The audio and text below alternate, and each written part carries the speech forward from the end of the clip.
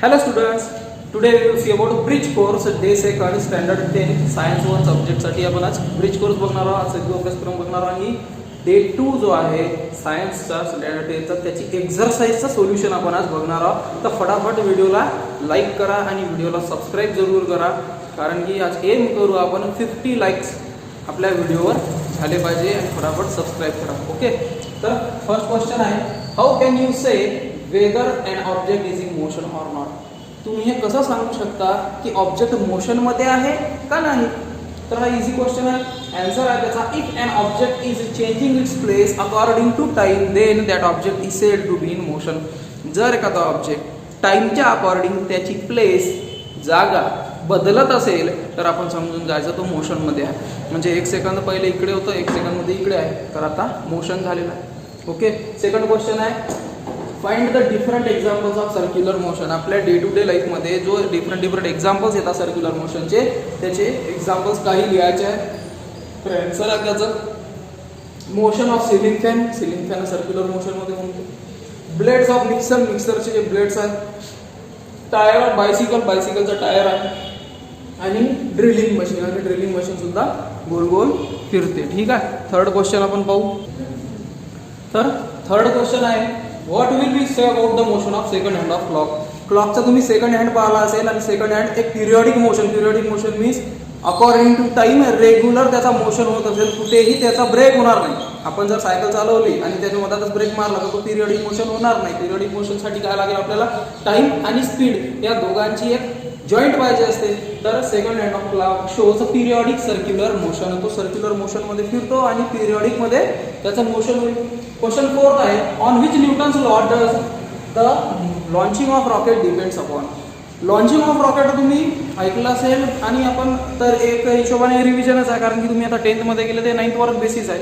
Launching of rocket हा न्यूटनच्या कोणत्या lower depend आहे, तर न्यूटनचा थर्ड लॉ म्हणते, the Newton's third law states every action has equal and opposite reaction. प्रत्येक ॲक्शनला equal आणि अपोजिट रिॲक्शन फोर्स असते. आता लॉन्चिंग ऑफ रॉकेटमध्ये काय होते, जो रॉकेट आहे तो थ्रस्ट मारतो, म्हणजे जो धूर सोडतो, आग फेकतो त्याच्या खाली, त्याच्याने तो अर्थला ढकलण्याचा प्रयत्न करतो. आता अर्थ याचा मास खूप मोठा आहे, अर्थ ही मागे जाईल का, नाही. तर अर्थ काय करते, it repels the force exerted by the rocket. रॉकेटनं एक्झर्ट केलेला फोर्स हा रिपेल करते. त्याचा प्रत्युत्तर म्हणून अर्थ ही काय करते, त्या रॉकेटला पुश करते आणि त्याच्यामुळे लॉन्चिंग ऑफ रॉकेट हे पॉसिबल होते. तोच मी लिहिलेला आहे. तर Newton's third law state every action has equal and opposite reaction. By this law the rocket produces thrust and try to push earth. On contrary, earth push the rocket back and rocket launch किंवा rocket launches ही लिहू शकतो आपण, rocket launches. तर short मध्ये मी समजून दिलेलं आहे याला. नंतर आहे फिफ्थ क्वेश्चन, ते मी लिहून घेतो. फिफ्थ क्वेश्चन आहे, give 5 examples of Newton law from your surrounding and explain them. 5 examples द्यायचे आपल्याला न्यूटनच्या लॉवर बेस असलेले आणि त्याला आपल्याला एक्सप्लेन सुद्धा करावं लागेल. सो फर्स्ट लॉ आहे, आपण एक लॉचे दोन एक एक्झाम्पल आपण घेतलेले आहे, त्याच्यामुळे आपल्याला इझिली अंडरस्टँड होईल. फर्स्ट लॉचा फर्स्ट एक्झाम्पल आहे ॲपल फॉलिंग फ्रॉम ट्री आणि सेकंड आहे a ball falling from terrace. तर because of gravitational force an object pushes or attracts towards the earth centre. Second law वर एक डिसीज आहे, bicycle moves bye paddling. एका ऑब्जेक्टवर जर तुम्ही मस्क्युलर फोर्स लावला, त्या मस्क्युलर फोर्सचं कन्व्हर्जन मेकॅनिकल फोर्समध्ये इथे झालेलं आहे. एक फोर्सचं कन्व्हर्जन, एक फोर्सचा दुसऱ्या फोर्समध्ये ट्रान्सफर होणे, हे आहे न्यूटनचा सेकंड लॉ. आणि न्यूटनचा थर्ड लॉ आहे लॉन्चिंग ऑफ रॉकेट. आता हे सराउंडिंगचा एक्झाम्पल तर नाही आहे, पण आपण एक्झाम्पल अंडरस्टँडिंगसाठी आणि याच्या पहिलेचाच एक फोर्थ क्वेश्चन आपण लॉन्चिंग ऑफ रॉकेटच्या बेसिसवर बघितला, म्हणून मी तो एक्झाम्पल याच्यामध्ये टाकलेला आहे. सेकंड आहे, falling ball bounces back after hitting the ground. Every action has equal and opposite reaction. Ball जर ग्राउंडवर पडला तर अर्थ ही त्याला पुन्हा बाउन्स बॅक करते, कारण की ते रिॲक्शन फोर्स अप्लाय करते. तर अशा प्रकारचे 5 एक्झाम्पल्स आपण दिलेले आहेत. आता याला एक्सप्लेन करायचं म्हणजे याच्यामध्ये तुम्ही एक शॉर्टकट यूज करू शकता का, फर्स्ट लॉ याचा स्टेटमेंट लिहून घ्यायचं आणि हे 2 एक्झाम्पल लिहायचे. सेकंड लॉचं स्टेटमेंट लिहायचं, हे एक एक्झाम्पल लिहायचं आणि थर्ड लॉचं स्टेटमेंट लिहायचं आणि हे टू एक्झाम्पल लिहायचे, म्हणजे कमी शब्दामध्ये आपली मांडणी झाली पाहिजे. आणि सायन्स हा सब्जेक्ट असा आहे की याच्यामध्ये तुम्हाला वर्ड्स कमी यूज केले तरी चालते, पण त्याच्यामध्ये तुमचं ॲन्सर हा डिस्क्राईब झाला पाहिजे. समजलं ना? काय ॲन्सर तुमचं डिस्क्राईब झालं पाहिजे. तुम्हाला काय बोलायचं आहे ते चेक करणाऱ्या टीचरला किंवा विचारणाऱ्या सरांना हे कळलं पाहिजे. तर त्याच्यामुळं जर त्यांना कळलं तर समजून जायचं का तुमचा ॲन्सर हा प्रॉपर वेमध्ये होता आणि तुम्ही सक्सेसफुल झाला सायन्स विषयामध्ये. ओके. 6th क्वेश्चन आहे, why it is easier to stop tennis ball than cricket ball having same speed. Cricket ball आणि टेनिस बॉल एका स्पीडने, सेम स्पीडने, त्याला वेलोसिटी, जर त्याला डायरेक्शन असेल तर आपण त्याला वेलोसिटी म्हणतो. तर सेम वेलोसिटीने जर जात असेल तर त्यांमध्ये क्रिकेट बॉल हा कॅच करण्यासाठी किंवा त्याला स्टॉप करण्यासाठी आपल्याला जास्त मेहनत करावी लागेल, that is hard. But tennis ball that is easy to stop. Why this happen? So explanation is momentum is the product of mass and velocity. Momentum is equals to mass into velocity. Mass म्हणजे वजन आणि velocity म्हणजे speed. आता speed तर सारखी राहिली. आता problem कुठे आला आपला? मासवर. क्रिकेट बॉलचा मास हा जास्त असतो than the tennis ball. That's why त्याचा मोमेंटम सुद्धा जास्त राहील.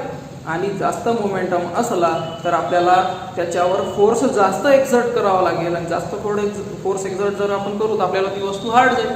तोच मी एक्सप्लेन केलेला आहे इथे. Momentum is the product of mass and velocity. Though the velocity of both balls is same but their masses are different. So cricket ball has more momentum than the tennis ball. Hence cricket ball is harder to stop. Cricket ball आपण stop करायला आपल्याला जास्त मेहनत करावी लागेल tennis ball पेक्षा. ठीक आहे. 7th क्वेश्चन आहे आपला, if there is accident happen between scooter and truck which vehicle will thrown away. Explain. आपल्याला एक्सप्लेन करायचं आहे का जर ऍक्सिडेंट झाला स्कूटरचा आणि ट्रकचा तर कोणती व्हेकल ही फेकल्या जाईल, दूर फेकल्या जाईल. तर त्याच्यासाठी आपल्याला एक गोष्ट महत्वाची आहे का, हे आपण 6th क्वेश्चन जे पाहिला त्याच्यावर बेस आहे, टेनिस बॉल आणि क्रिकेट बॉल सारखं. तर scooter has lesser mass than the truck. स्कूटरचा जो मास आहे तो लेस राहील, कमी राहील ट्रकपेक्षा. म्हणून ट्रकचा मोमेंटम कसा झाला?